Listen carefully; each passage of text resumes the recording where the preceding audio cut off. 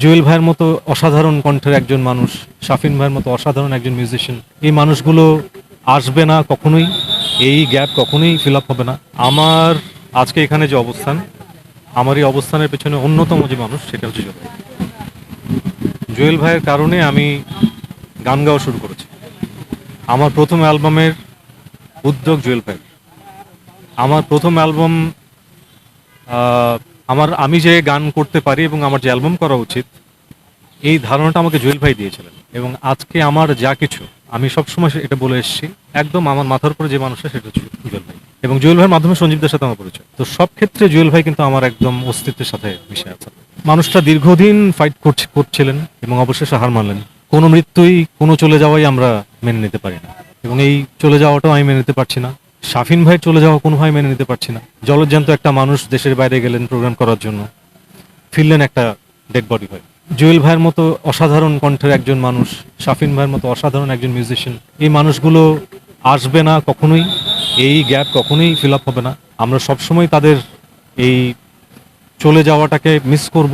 কিন্তু একইভাবে এটা আমার মনে হয় আমার মতো অনেকেরই জীবনেই, সম্ভবত আপনাদের জীবনেও, পাশাপাশি একই দিনে এত বড় দুটো মানুষ যাদের আজকে একদিনে দাফন হচ্ছে, একজনেরটা হয়ে গেছে, আরেকজনের দাফন একটু পরে হবে। এই অভিজ্ঞতার কোনো ব্যাখ্যা আমার কাছে নাই। আমরা কেউই আসলে কিছু কথা কখনোই আমাদের প্রিয় মানুষদেরকে বলি না। এটা আমরা সবসময় আমাদের জীবনে সবসময় মিস করি, এবং ওই সময়টা চলে গেলে তখন মনে হয় কেন বললাম না।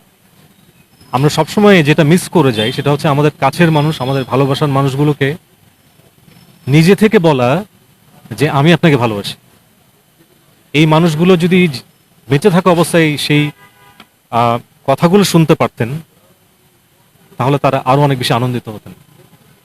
তাই আমার মনে হয় যে এখনো যে মানুষগুলো আমাদের পাশে আছে, সেই মানুষগুলোর পাশে দাঁড়ানো, সেই মানুষগুলোকে ক্রমাগত বলা যে আমরা আপনাকে ভালোবাসি। এবং এই কথাটাকে আমি খুব বিশ্বাস করে কথাটা বলছি। অসাধারণ। শাফিন ভাইয়ের সাথে আমার ব্যক্তিগত যোগাযোগ অত বেশি ছিল না, কিন্তু জুয়েল ভাইয়ের সাথে আমার প্রচন্ড রকম ব্যক্তিগত জায়গা থেকে যোগাযোগ। আমার বড় ভাই, আমার মেন্টর, আমার দুজন মেন্টর আমি বলি, একজন হচ্ছেন জুয়েল ভাই আর একজন হচ্ছেন সঞ্জীব দা। কিন্তু অপ্রাপ্তির থেকে সব থেকে বড় যে জিনিসটা সেটা হচ্ছে প্রাপ্তি। এই যে এত মানুষের ভালোবাসা এই মানুষগুলো পেয়েছেন, এর থেকে বড় প্রাপ্তি জীবনে হতে পারে না, পৃথিবীতে হতে পারে না। মেন্টররা কি করেন? মেন্টররা পথ দেখিয়ে দেন।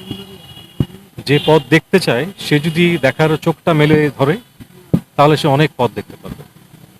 তাই আমি মনে করি যে যারা শিক্ষানবিশ আছেন, তারা যেন তাদের মেন্টরের দেখানো পথে হাঁটেন, এবং সেটাই সব থেকে বড়